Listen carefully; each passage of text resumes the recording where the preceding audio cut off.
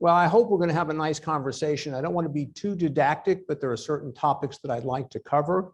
And I'm going to stick with some medical aspects, but I also want to give you sort of the big picture about where we've been and where we are and how we can learn to live with this pandemic. So as was mentioned, I'm an infectious disease doc. And prior to early 2020, I had a nice balance between teaching and clinical health science research. But when COVID hit, as this particular slide indicates, COVID all of a sudden consumed a disproportionate amount of time. And in my role as a public health officer and official with multiple schools, I really felt it was an obligation to try to do what I could for our community to keep it safe and to provide reliable, honest information that people could trust, because trust has been a big issue with all of this pandemic. And one of the things that I learned very early on, which I've always known in public health because things have a way of changing and proving you wrong, is the word humility. And as this virus has entertained over and over again, things change very rapidly. And so we really need to build back public confidence and competence. And what I really mean by that, to understand that term, it's not just the skill that one has and the knowledge that individuals possess. It's also the judgment and the humility and the empathy that we give one another as we move through this very difficult pandemic. So what we're going to look at is very briefly some lessons learned, some current trends that are ongoing in our community. Masks keep coming up over and over again, so I figured I'd briefly talk about masks, about the new isolation and quarantine recommendations. If you're confused, so am I. And obviously I've got to talk about vaccines, but I really want to talk a little bit about the unintended consequences which directly impact all of us, and I know directly impacts your institution, and a bit about further directions and questions.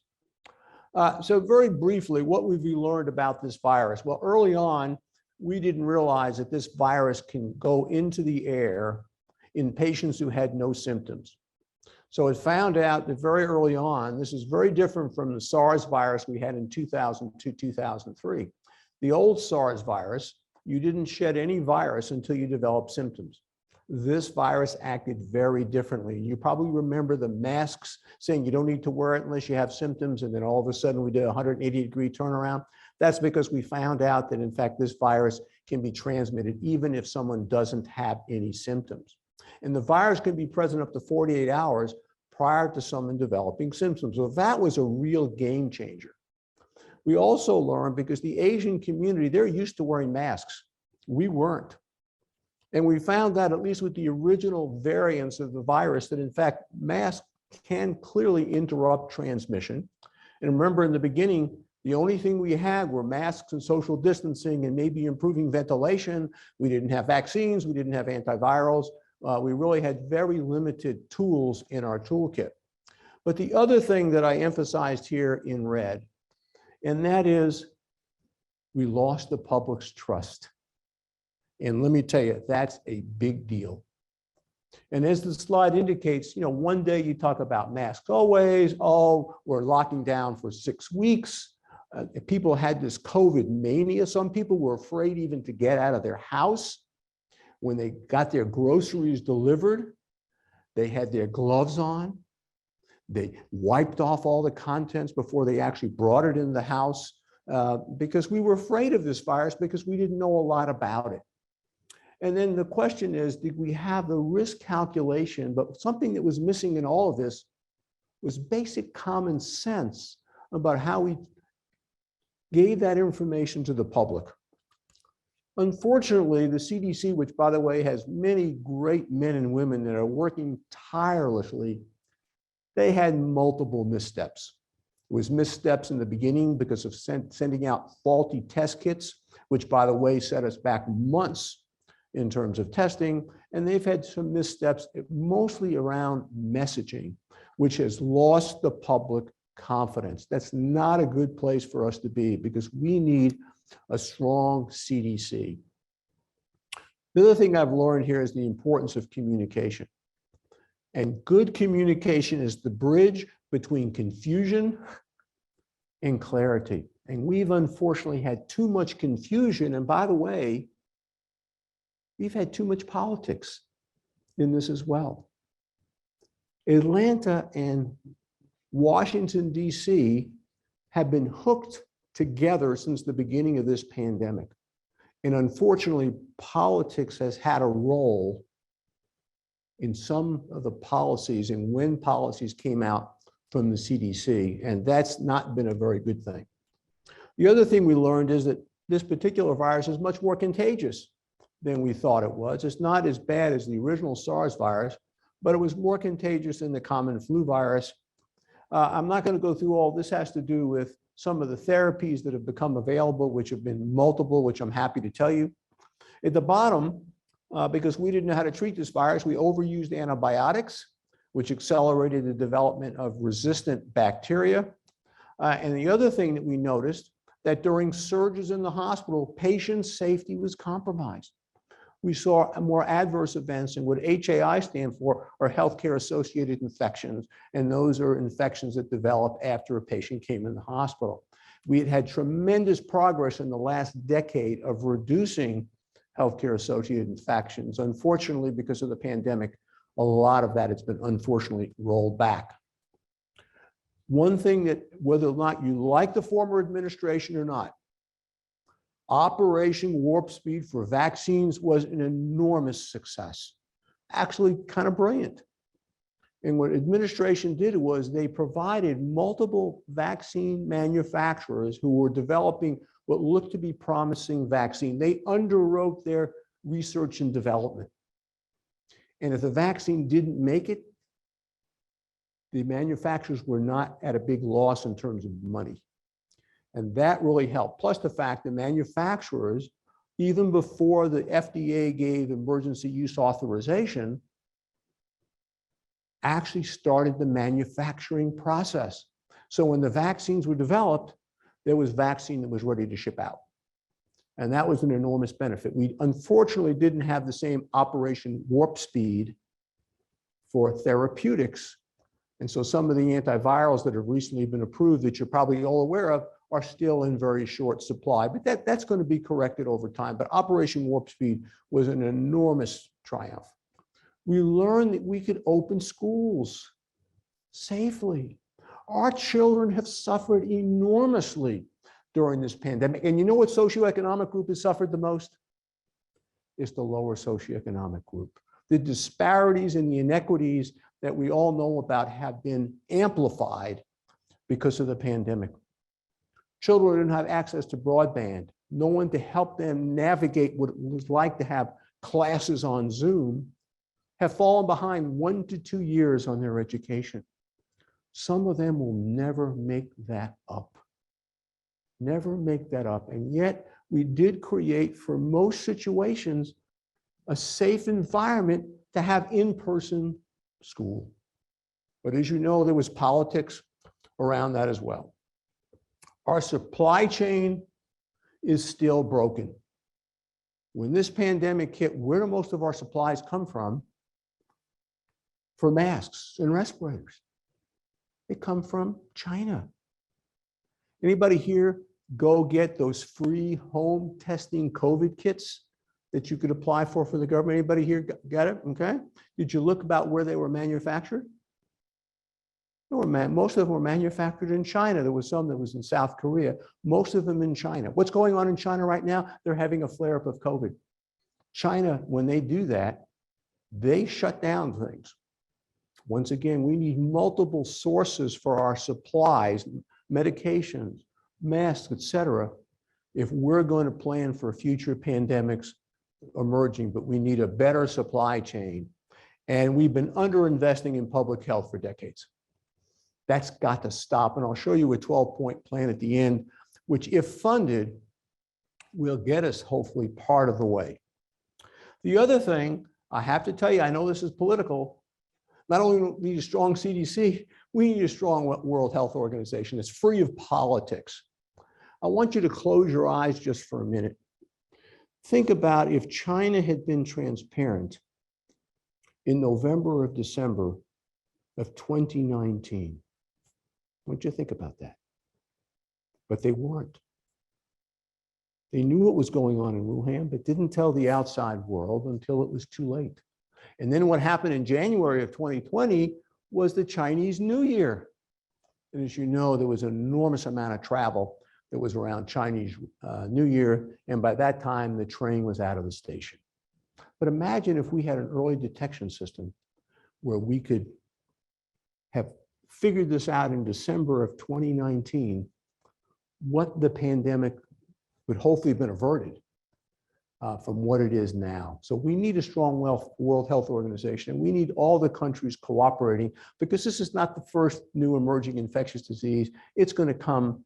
It's not a matter of if, it's a matter of when.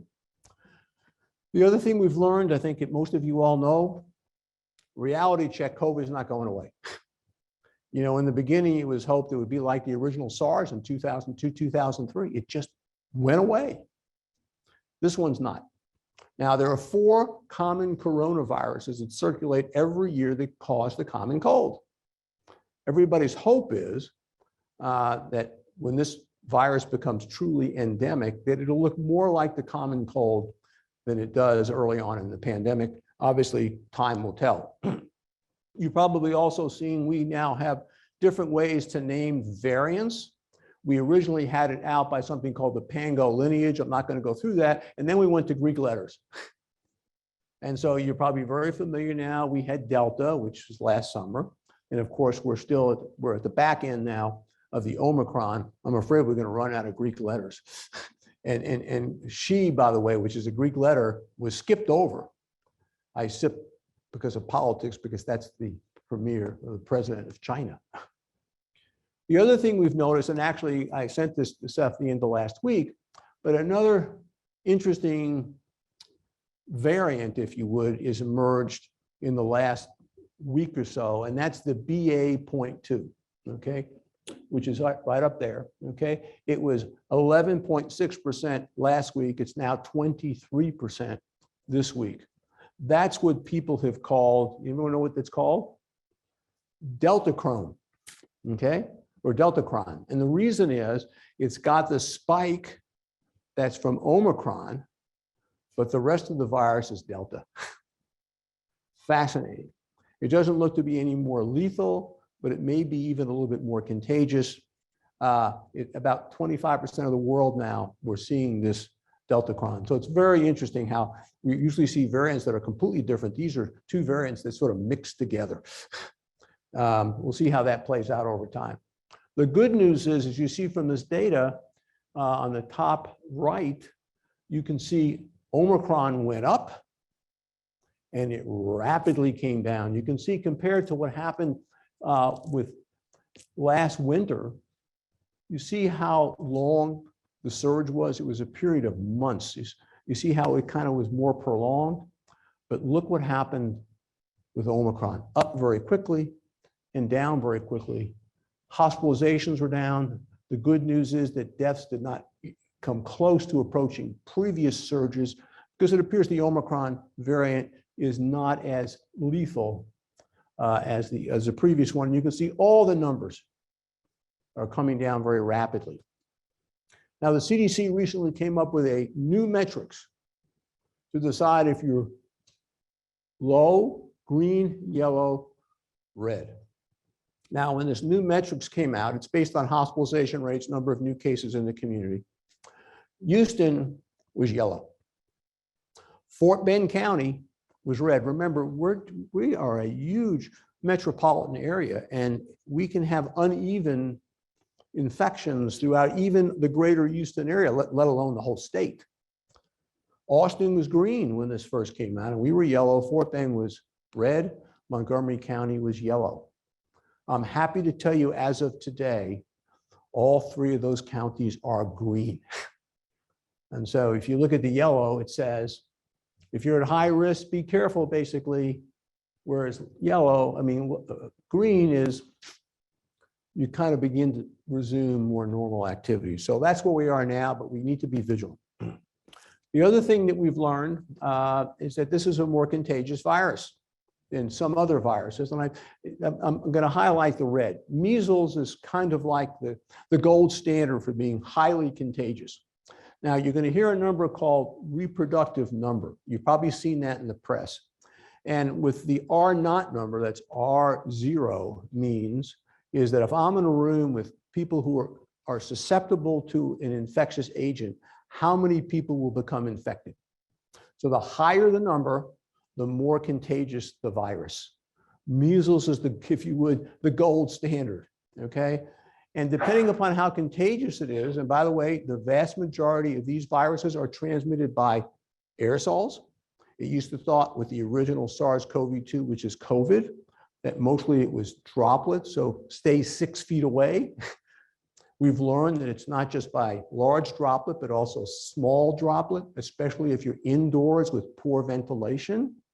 So it's a mixture of both. Inanimate objects probably play a minor role.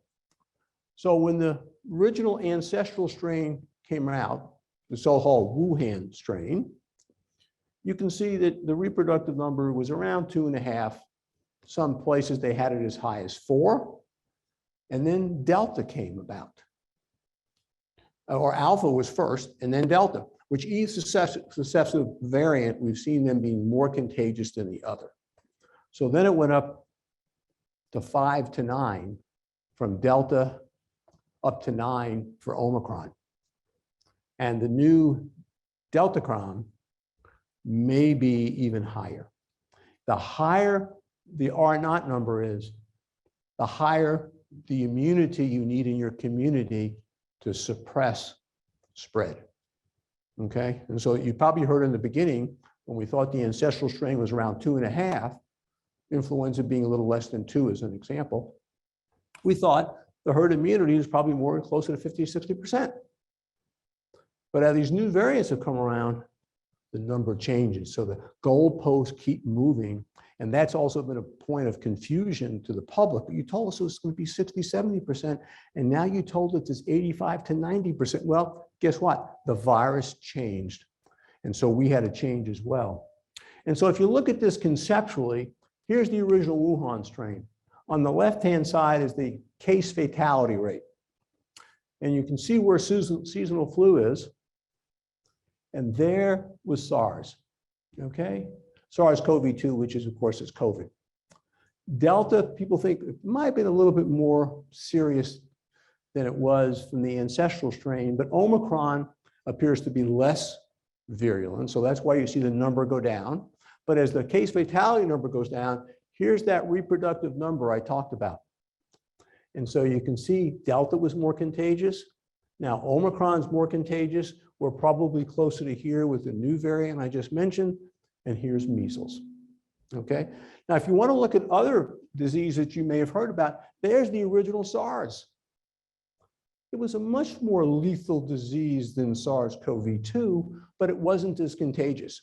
Spanish flu is the 1918 pandemic that, wiped out so many people around the world. And there's bubonic plague, and there's smallpox. To give you some context in terms of these infectious disease, HIV, I'm happy to tell you about now that we have, of course, very effective antiviral therapy, is way, way down. But that's what it was in the beginning. Some good news is that total immunity from either vaccination and or natural disease is now way, way up. You can see where Texas is. We're close to being in this range of 80 to 90+%. Okay, that's pretty good. We hope that that's going to keep further surges, if they do occur, dampened down as a much higher percentage of our community is immune. The other thing we learned about is that you can have prolonged symptoms after recovery. I'm not going to go through all the things about long COVID, but there is such a thing as long COVID. People have symptoms that go out 6 months or more, and we're trying to learn about that. But I can tell you that physically and emotionally, this is very, very difficult for those people who have long COVID. We've been searching for a cure.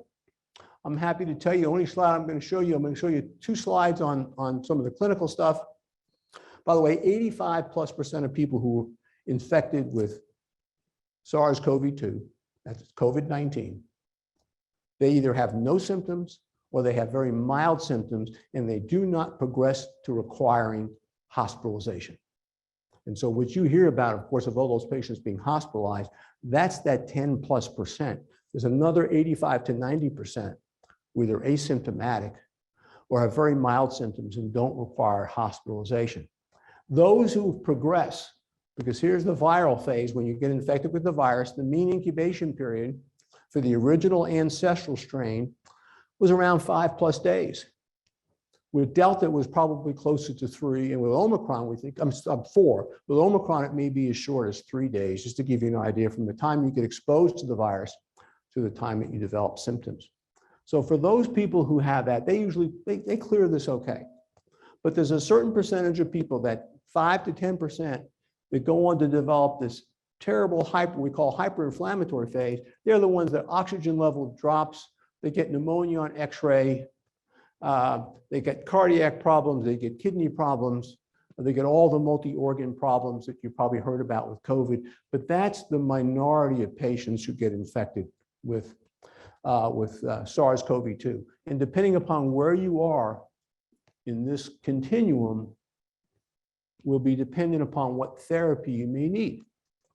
And without going through detail, we have vaccines, okay, which is on the left-hand side, which you're aware. We have 2 mRNA vaccine. We have what's called the viral vector vaccine, which, by the way, turns out to be better than people, because J&J got sort of a bad name because of the cerebral clot issues, but it's not a bad vaccine. We now have monoclonal antibodies. You probably heard an infusion if you're at high risk for progression. If we get you in the first 7 days, we give you an infusion of a monoclonal, 85% of people do not progress. We now have some very effective antivirals. Probably the one you've heard most about is Pavlovid, which is the most effective, okay? Problem is it's very short supply. You want to talk about disparities again. If you're someone who's in a concierge group or has resources, you or your physician can probably find a pharmacy in the area that may have this drug. Imagine if you're in a lower socioeconomic group that have no resources, don't know how to navigate the system. What do you think your access is to get these drugs, or even monoclonals? It's not the same access. And then for people who get really, really sick, we have some very effective other drugs that we can give as well that can reduce the mortality. But I'm not going to get into a huge thing about therapeutics. All I'm going to say is that we're in a much better place. We have many more tools in our toolkit. We have monoclonals, we have vaccines, we have antivirals, we have drugs that can cut down on that immune response and improve outcomes. So we're in a lot better place than we were, of course, in this time last year. Masks have been an ongoing controversy. And I'll see if I can put some clarity around that. So what kind of mask should I wear? Well, if you remember in the beginning, the CDC says you can wear any kind of face cover. Well, you know, that could be a simple, what they call a gator mask or single fly. And then they realized, no, that really wasn't good enough. You need to have at least a 2-ply mask. And that was okay for the previous variant, but we moved to Omicron, which is much more contagious, much more higher virus in our nose and in our mouth. Those masks don't work as well. And at minimum, we have the surgical mask, which is a 3-ply paper mask. The problem with that, sometimes you get gaps. And so you probably heard, well, you can wear that mask, but you ought to wear a cloth mask over it, so-called double masking. Now, let me tell you, depending upon what your lung capacity is, you need to find out how well you can function with that. In healthcare, of course, we use these N95 masks. And again, most of us are fitted for those. But now available are the KN95 and the K94 masks, which are pretty good. And they have various sizes that you can use. But for the new variants, you probably want a higher level of mask protection if you choose, or you're in a situation where masks are beneficial. And we'll try to give you some context about that. So at minimum, it ought to be a surgical mask. But if you're in a high-risk situation, you're a high-risk individual, you may want to think a higher level of mask. And then if you look at this very nice study that recently came out, this is real-world setting. These are people who reportedly were wearing a mask in indoor public settings, and then looking at them, how many of them actually got COVID. And you can see with, the regular old cloth mask, maybe only 56%. Surgical mask, it's 66%, but if you wear one of the higher level masks, it's 83%. So that matters. The other thing that matters is that it has to be fitted well. If you got this thing mask, it comes on below your nose, where there's big gaps in it. I saw this woman at the symphony, and her husband had a KN95 mask, and she had a KN95 mask, but they were both the same size. The KN95 fit great for the man, but for the woman, she had all these gaps around it. So not only do you want to use a high quality mask, you want to make sure that mask fits well. And by the way, before you go out in public, you ought to try these. Make sure if you're not comfortable wearing the mask, you're going to be fidgeting with the mask. Even our children under age 5, if you get a properly fitted mask that they're comfortable with, they don't mind wearing that mask all day. And what we tell parents is, if your child needs to wear a mask when he goes to school or she goes to school, have them use the mask at home before they come to school, and make sure that it fits well and that they're comfortable, because they're fidgeting with the mask, it's not going to work very well. And again, this just shows in more graphic what a KN95 mask was, a KF94. Many of these come from South Korea. And you can see the more high quality. I wear an N95 mask when I'm working in the hospital with patients, but that has a very different feel than wearing a KN95 mask. Okay, these are our children. Think about the confusion they have. I'm sure that many of you are dealing with that. It's a problem. And as I've already mentioned, if you're going to wear the mask and it's necessary, make sure it properly fits. Okay. And that's the key issue. Of course, there's the place, over your nose and mouth. Okay, a reality check. I think this is important. Masks have had limited impact. We're talking about Omicron now, because Omicron is much more contagious, since Omicron is more transmissible. Interventions other than vaccination, okay, like masking and social distancing, are less effective against the Omicron variant. Doesn't mean you shouldn't do it. I'm just saying I want a reality check about how Omicron has changed things. And the vaccines are remarkably safe at preventing severe disease. I'll get back and talk about vaccines in just a moment. And that masks may hamper the ability of people to communicate. This is especially true in people in pre-K and people who are early in elementary school. Learning language, watching the people's face, the teachers' faces, et cetera, have really made it difficult in terms of child development. And we know that mental health troubles and other things have certainly resulted in fear of the pandemic and our inability to communicate effectively.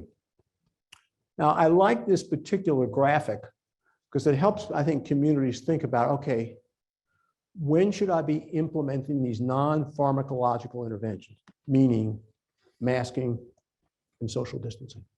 Now, I've already mentioned that 6 feet that we talk about is probably pretty good most of the time, but if you're in a crowded, poorly ventilated space, those virus particles can remain in the air for longer periods of time and travel greater. So one of the areas, I don't know if you saw the report saying that masking and social distancing didn't seem to work as well as people had hoped, except in one setting, and that's bars. People not wearing masks, shouting at one another, generating lots of aerosols. So know the ventilation system. One of the things I did very early on with the organizations that I work with is, what's your ventilation system? Actually, at the time, I thought it was a good idea. I didn't realize it was really more important than I thought it was, to be honest with you. But not all HVAC systems can accommodate medical grade filters. If you can get a MERS 13 or 14, you have multiple air exchanges per hour, some with outside air. Not all buildings can do that. That was one of the fears in some of the older public schools, that they didn't have the ventilation that we recommended. And sometimes just opening windows, it can be very, very good. None of the new buildings, by the way, allow you to open windows, but ventilation matters. So what are some of the things to think about when you're talking about when should I implement these non-pharmacological interventions? When should I think about going remote again? Okay. Well, here's a couple things. One, what's the vaccination rate or immunity in your community? Now, I've already showed you we're in pretty good shape, but we can do better with vaccinations. Okay. In fact, the sad part is the teenagers and children ages 5 to 11 are really lagging behind in immunizations. Over age 70 or low, they're doing pretty well, and the majority of them have gotten their 3rd dose. So that's one thing. Secondly, what's your healthcare capacity? Now, for those of you who live in Houston, we are an unbelievable medical community. And for one of the few times in my 40-something years, the actual major healthcare systems in Houston cooperated and pooled their data and came up with what's called the TMC dashboard. So we knew what their capacity was. We knew how many new admissions they were. We knew how many positive tests they had. And together they made certain administrative decisions, like when the surge was really bad, most of the organizations suspended elective surgery so that they can shift and have enough resources to take care of the patients that were being hospitalized. But we have amazing capabilities in the medical side. Amazing, okay? What's your vaccination coverage? We already talked about that. Do we have the ability to do testing? Testing has gotten much easier. So we have the ability to get early testing, and then also consider your population at risk. You probably deal, Seth, with an older population. We'll come back and talk about that population may be different than dealing with teenagers in terms of their risk. Then, of course, the CDC, in an attempt to try to keep people from being home forever, decided to revise their isolation and quarantine recommendations. And this actually caused a little bit more confusion, okay? So they said that if you test positive, regardless of vaccination status, that you could stay home for 5 days. And then if you had no symptoms, you could come back if your symptoms were resolving, but you had to wear a mask around others for the next 5 days, okay? The fallacy of that is that, first of all, if you're vaccinated, you clear virus faster. It does matter whether you're vaccinated versus unvaccinated. The second thing is that 5 day that they were talking about, turns out as people have studied this a little bit more, there's a significant percentage of people that still may be contagious even at 5 days. That's one of the reasons you have to wear a mask. But secondly, if you're a healthcare worker, should you be coming back to work after day 5, if in fact you may be contagious and dealing with vulnerable patients? There's no testing requirement here. And most of us were very critical about that. Now, if you're exposed, so remember, if you're infected, we call that isolation. If you're exposed, we call that quarantine, okay? So if you're exposed, if you are exposed and you are vaccinated and boosted, which we mean up to date, okay, then you don't have to stay home, but you need to wear a mask around others for at least 10 days. And here, they recommended on day 5 to be tested if possible. Well, I think when they were formulating this guideline, there was that critical shortage of testing that occurred, as you know, just before winter break. But now it's readily available. And again, the same thing is you can pick up someone who's got early infection by day 5. Remember, the incubation period for Omicron is as short as 3 days. So they said, if possible, now it should be an automatic, okay? Now, if you're exposed and you're unvaccinated, or you've been vaccinated greater than 6 months, but you haven't been boosted, you stay home now. So if you're fully boosted, you can still go out. If you're not, then you have to stay home for at least 5 days, test at day 5 if possible, and then you can continue to wear a mask around others from day 6 to 10. 10 is a pretty good cutoff because by 10, by very good studies in the average patient, you have no virus that can be cultured. Now, PCR will be positive for a much longer duration, which you're really interested in. Do I have replicating virus that I can transmit to Seth? I'm clean, Seth. I'm okay. Okay? But just that's what I mean. So day 10 is a pretty good cutoff. So I think, although they were trying to get healthcare workers back fast, we had a tremendous problem with healthcare worker staffing during Omicron. There were some precautions you still needed to take. So this actually caused, unfortunately, more confusion rather than enlightenment. Now, Operation Warp Speed. Obviously, vaccines have been phenomenal. Now, when I say Operation Warp Speed, most vaccine takes years to come to the market. Years. Here's the timeline, okay? From the time that the virus was discovered and the genomics were made available to the world. So those vaccines, the spike protein was then known somewhere in the middle part of January. Look at how fast these phases went, to the point where Pfizer was the first one that got emergency use authorization, and then very shortly after that, Moderna. This all occurred in the space of less than 1 year, which was amazing. Now, that made people nervous. Did they go through all the steps that were necessary? I can assure you they did.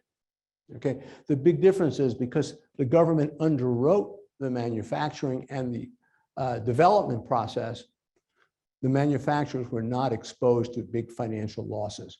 And so they were able to do things very quickly. And then if you look at how good these vaccines are, we'll kind of focus on Omicron. If you've gotten your third dose, okay, it's 82% effective against infection.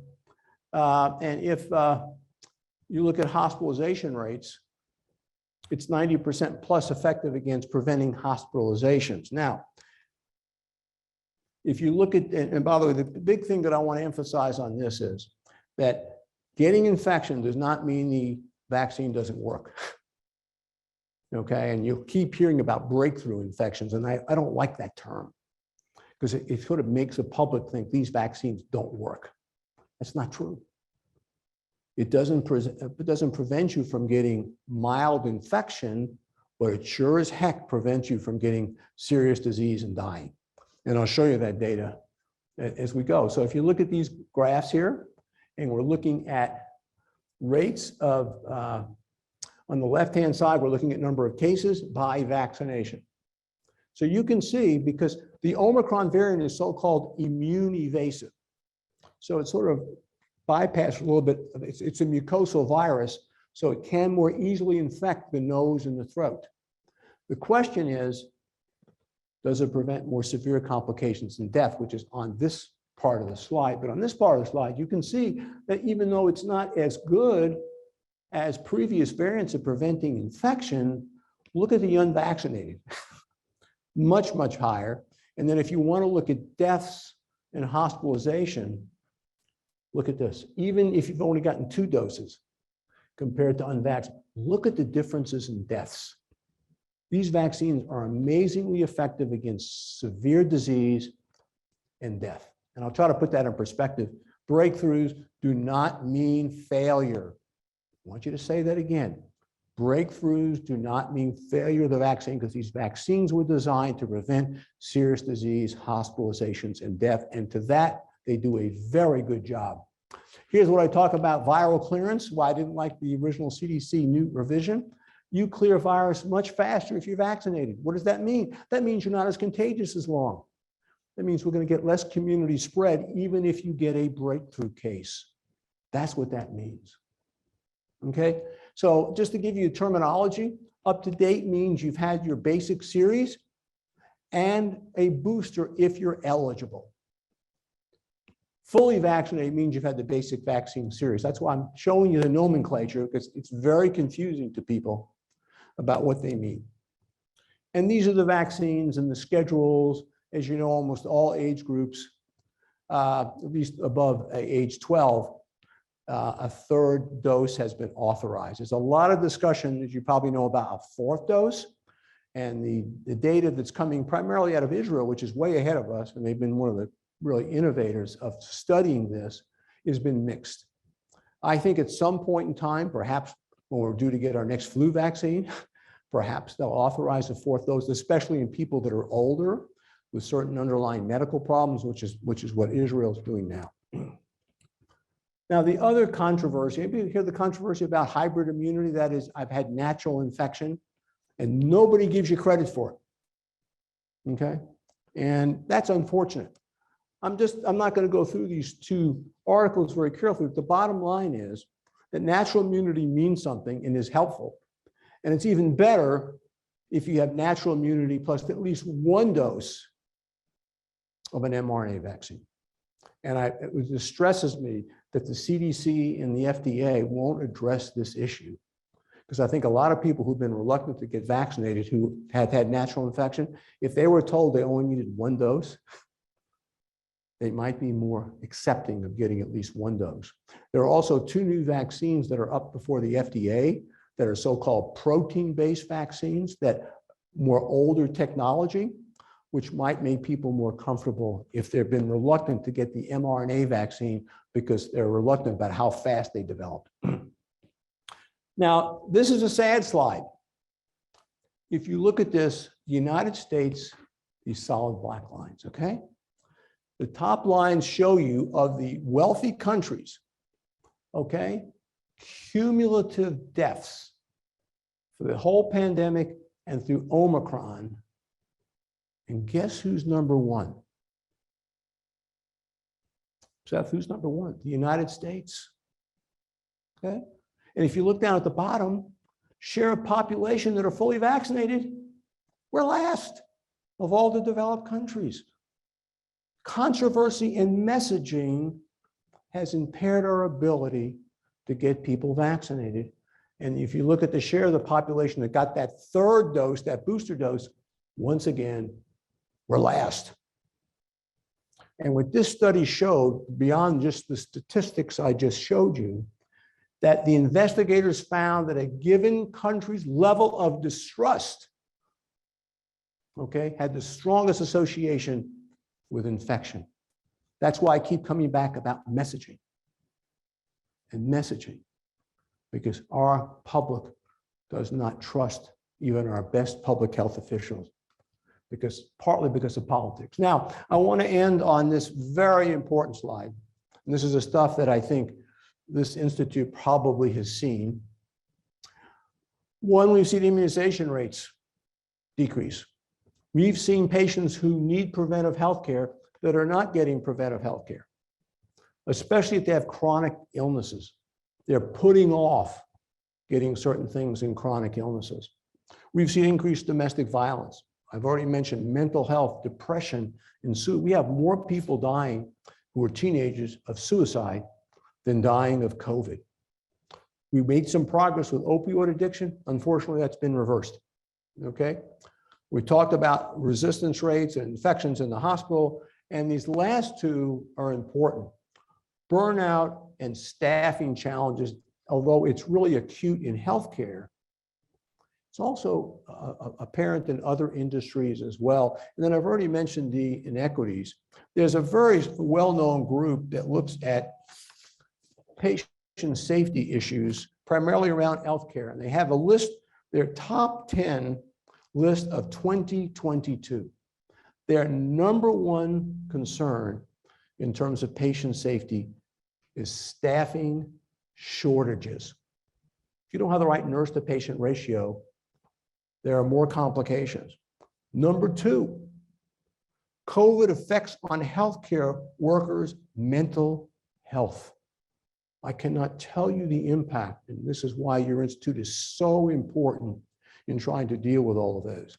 So putting things in perspective now as we end, if you look at weekly death rates, you can see by age, if you're over age 75, you're obviously at higher risk than if you're younger. And then if you look at vaccine status by age group, you can see that if you're fully vaccinated, And here is the difference between being the basic practice and fully vaccinated with a booster. Look at the difference in mortality rates. Okay, so these vaccines work remarkably well. Go get them. Okay, now let's put this in perspective. This was made by a colleague of mine that I've modified, who lives in Chicago, so that's why you see Soldier Field, if you're a Chicago guy. Okay, so we've had unfortunately over 900,000 people die, and I'm going to go to the bottom line is death among vaccinated people.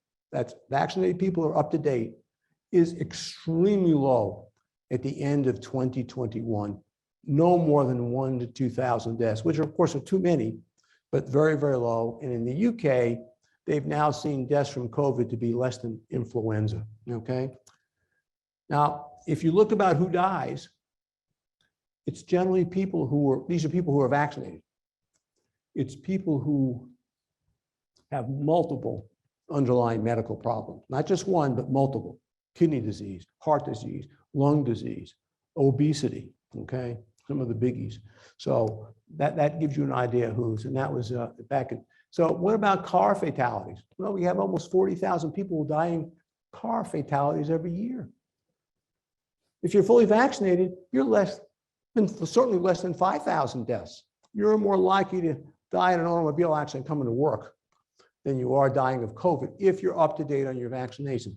Same thing with flu deaths. And flu will vary from year to year, and some are worse than others. So what are our future directions? And I want to sort of end on this because I want to be respectful of time.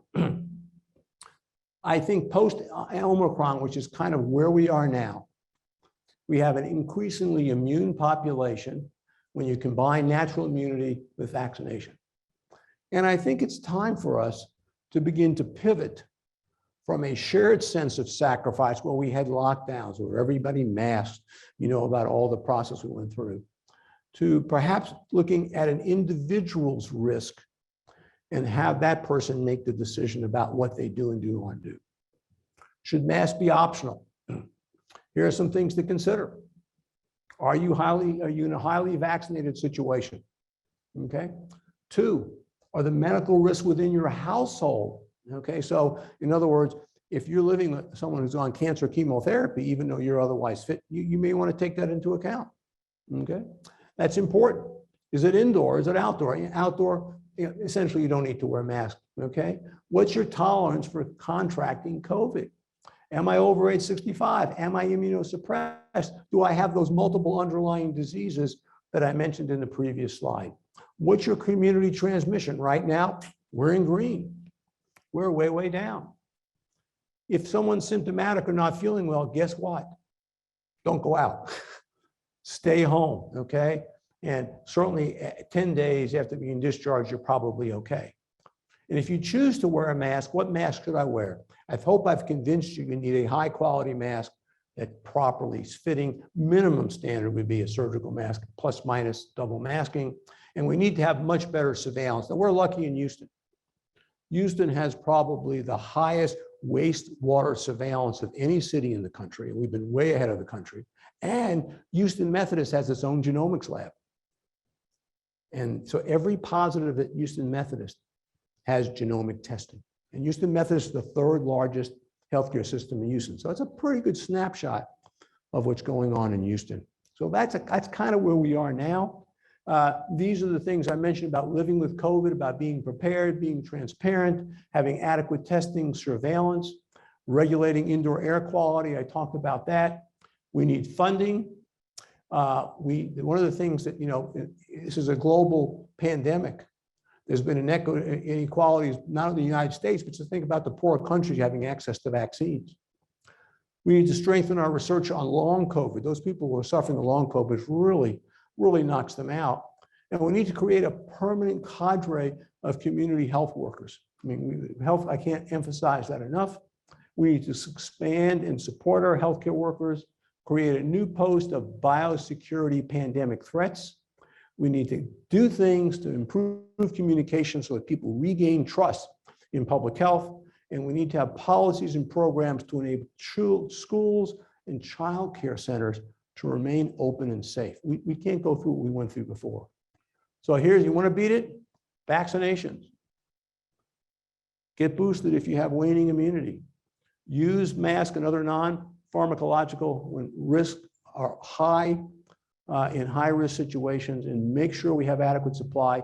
I should have added this, not just therapeutics and testing, but also supply chain. So I'm going to quit there with this quote from Malcolm X. It's only after the deepest darkness that the greatest joy can come. I think we're all beginning to feel that we're getting back to some new normal. I don't have a crystal ball to know what's going to happen in the next 6 months. We're in a good place now, but I think we have to continue to be observant of our surveillance and be flexible that we may need to snap back should a new variant come in, or we need other measures. But right now we're in a good place. And I think it's time for people to reconnect and take care of those other unintended consequences and take care of those points that actually was just recently proposed.